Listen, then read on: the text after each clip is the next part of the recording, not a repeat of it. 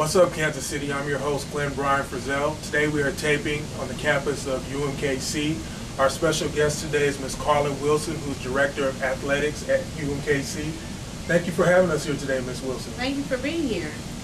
Ms. Wilson, you take over the position from Mr. Tim Hall. How does it feel to be named to this position, Director of Athletics?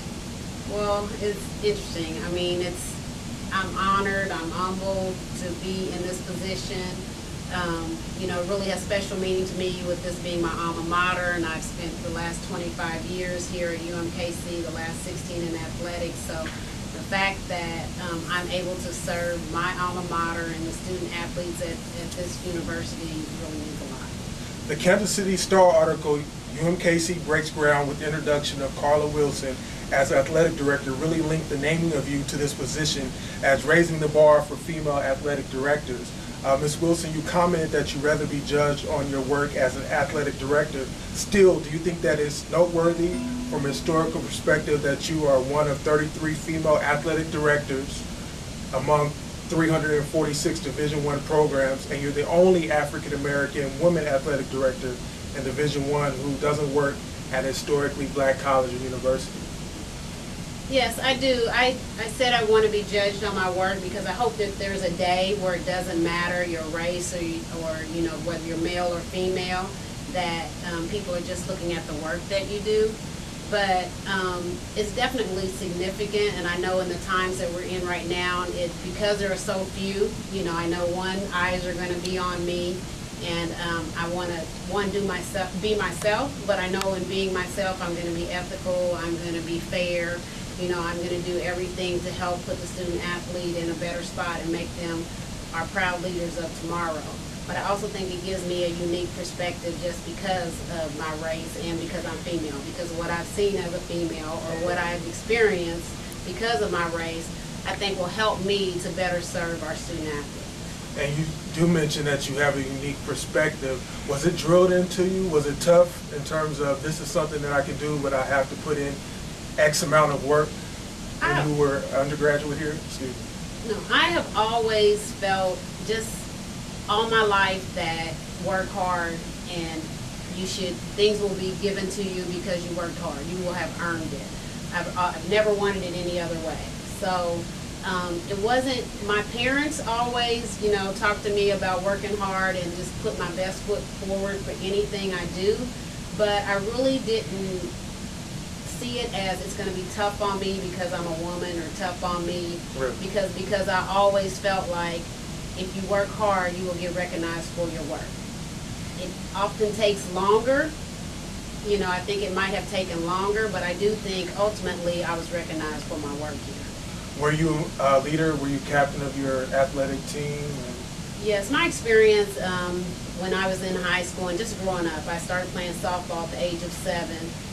And it was important to me that my mother was the one who took me to get signed up for that sport. So with my mother doing that, I think she was saying something about you can do this. Because I had 2 older brothers who played sports.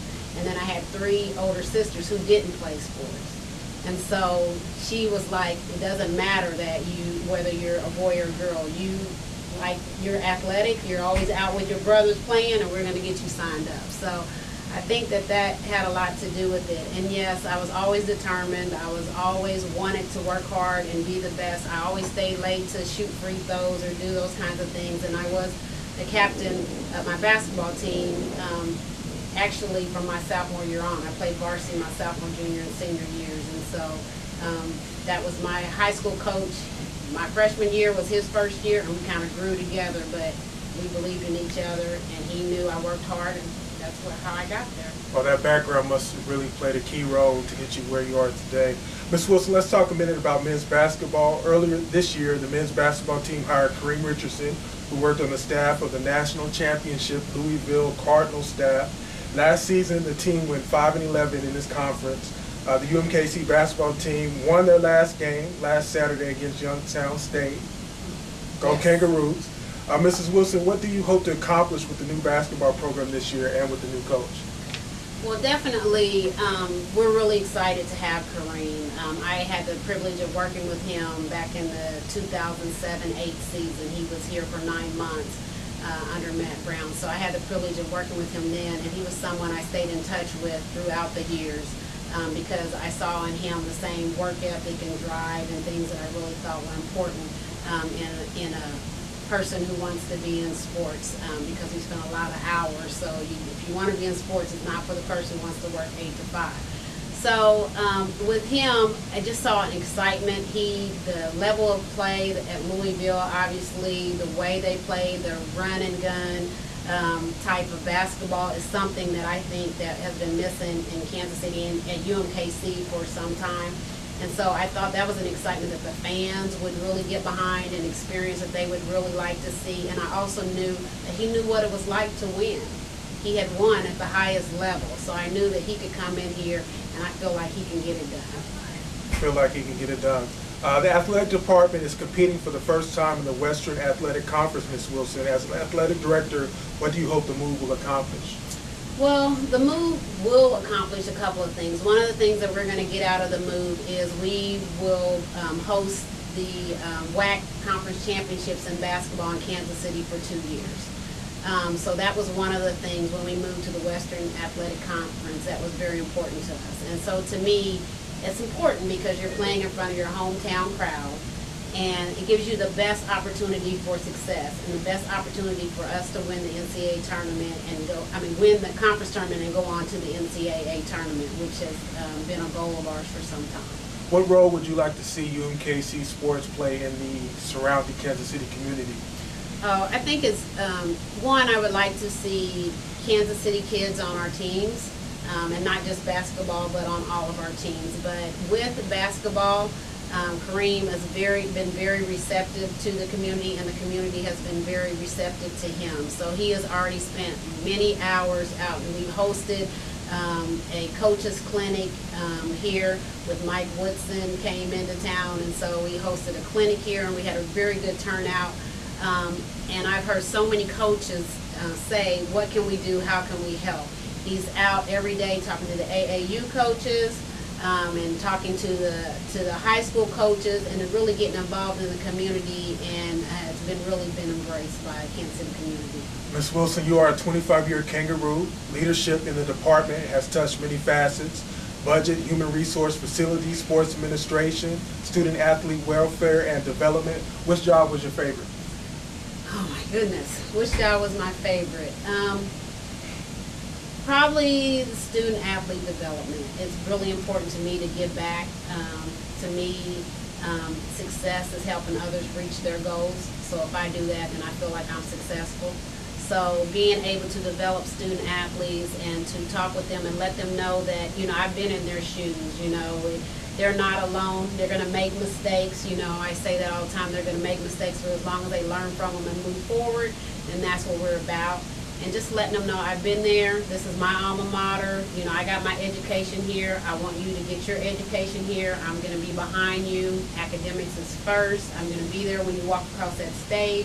All those things are what's really important to me. So it's probably student athlete development and giving them someone that they know believes in them and that they want to work hard to be successful both academically and athletically. You were a student here yourself in the late 80s. Can you tell me how the UMKC, what changes have you seen in the community? Oh, there has been a lot of changes. Just even on our campus, and where we're sitting right now did not exist when I was on campus. Really? We just had Old Sweeney, just the one gym, so this was all not here. A lot has been done for the student athlete experience. It was very much a commuter school when I went here. The average age was about 26. People came here, went to school, and went home. They didn't live on campus. We had one dorm, the Cherry Street dorm, which now is no longer open this last few years. So I have seen a big push to make this our campus more student friendly and the student experience. And so I think athletics plays a big part in that. So with the addition of there's been addition of apartments, addition of additional residence halls. We have a new student union now. We have the library expansion, the Block School of Innovation, Entrepreneurship. So there's been a lot going on just on our campus, right, that has afforded the students to have a better learning experience and also a better experience socially. Let's talk about the students for a little bit. In UMKC today, you were quoted as saying, our student athletes will be taught to win in 3 vital fields of play. They will win in the classroom, win in competition, and win in the community. What measures are you putting in place with your athletes to ensure that this happens? We have a very good academic staff. Our senior associate athletics director for academics came from Ohio State, so she's been at a level where she's seen dealing with lots of student athletes. We don't have football, so that's less student athletes, but a lot of the measures she has put in place have been very helpful. What we're going to do to make sure, because we do have an additional challenge with being in the WAC, the travel time is a little bit longer at times, and so our students are missing more class at times. So we're making sure academically, one, they're mandated to have so many study hall hours, and I get those reports every week. Who missed their study hall hours? One time, a couple of 15 minutes may be okay. But if I see your name again, I'm calling them in personally, and we're having a little chat about the importance of their academics. So, they have traditionally done really well. We have a 3.26 grade point average, cumulative grade point average across our 220 plus student athletes. So they're typically very good students. Our coaches do a good job of recruiting good students, so that makes it better as well. But we have put lots of things in place to make sure they're attending class and making sure that they have the tutors and things they need to make sure that they're successful in the classroom. On the playing fields, we have great coaches, and I think that's key. I want to make sure that the coaches are able to go out and recruit and coach. Those are the two things that they should have to worry about. It's my job and the rest of our staff's job as a team, our administration team, to make sure they have the things they need to be able to do that. So it's our job to make sure they have the proper equipment. It's our job to get the facilities for them to play in. So the things that can help them recruit and retain better student athletes. So, on the playing fields, I want to make sure that we have goals. We want to be at the top of the WAC. We don't want to be at the bottom. Let them pick us at the bottom. Let us be the underdog. And let's show that we can be successful both academically and athletically. And in the community, it's very important to me. Like I said, success to me is about, others reaching their goals. It's about giving back. Like I said, I wouldn't be where I am today if people hadn't helped me. And I'm from a very small town where everybody helped everybody. My mother was always involved. Parksville, Missouri. Parksville, Missouri. The population was 668 at the time. And so everybody knew everybody. So it was, that it takes a village to raise a child, and the whole village did it. So I feel the same way.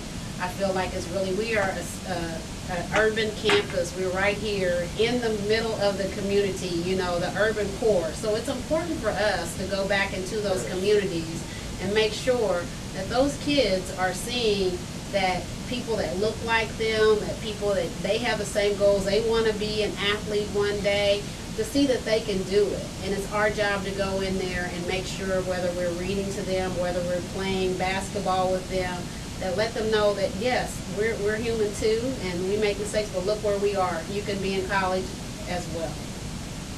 That's awesome. That's awesome. Let's talk about your health regimen, because you appear to be real healthy. They say once an athlete, always an athlete. Do you still take some of the health-conscious exercises that you, I guess, once performed when you were in the program? You still incorporate them into your daily regimen today? I'm still very competitive. I do continue to play sports.